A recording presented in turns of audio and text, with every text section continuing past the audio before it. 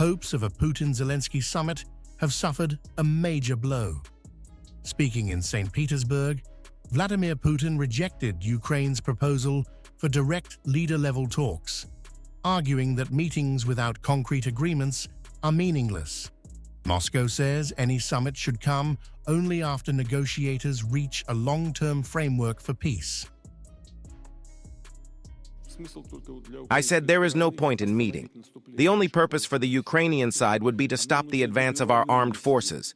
That's all. And we need agreements, not for half a year or 3 months, but for a long, historic perspective. Let experts work out some decisions. And after that, it's possible to meet to attend the signing of some documents. But it's necessary to find a solution first. Putin's remarks came in response to Volodymyr Zelensky's public letter calling for face-to-face negotiations. The Russian president questioned Kyiv's intentions and argued that recent actions blamed on Ukraine have only made serious diplomacy more difficult. He also criticized the tone of Zelensky's message. That letter you just mentioned, it was truly insolent in tone. What is the point of that? Is it a way to create the conditions for in-person meetings and negotiations, or is it a way to create an atmosphere where holding any such meetings becomes effectively impossible? I believe it is the latter. The Russian leader then expanded his criticism beyond the proposed summit.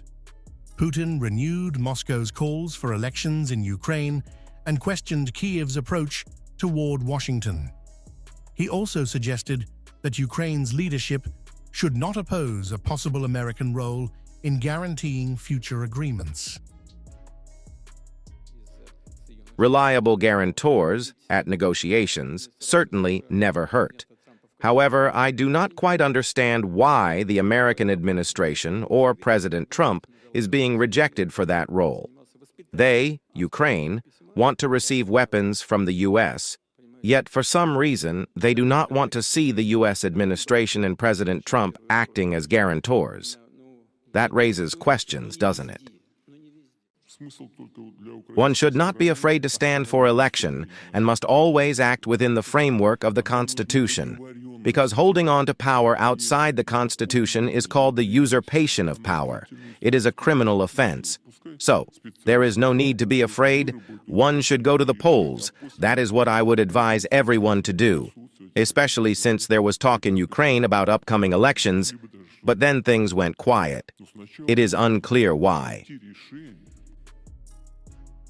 Kyiv responded swiftly to Putin's rejection.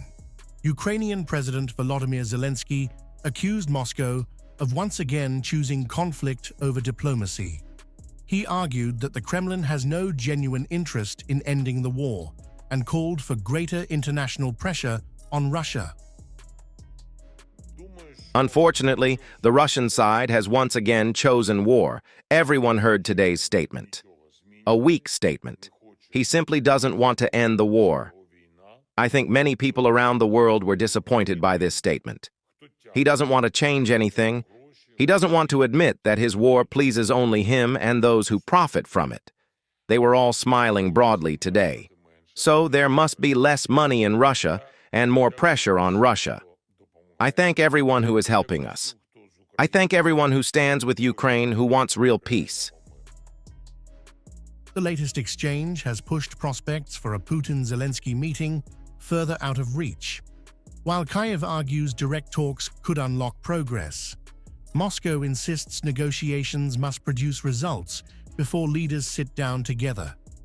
For now, both sides remain deeply divided, with diplomacy showing little sign of a breakthrough.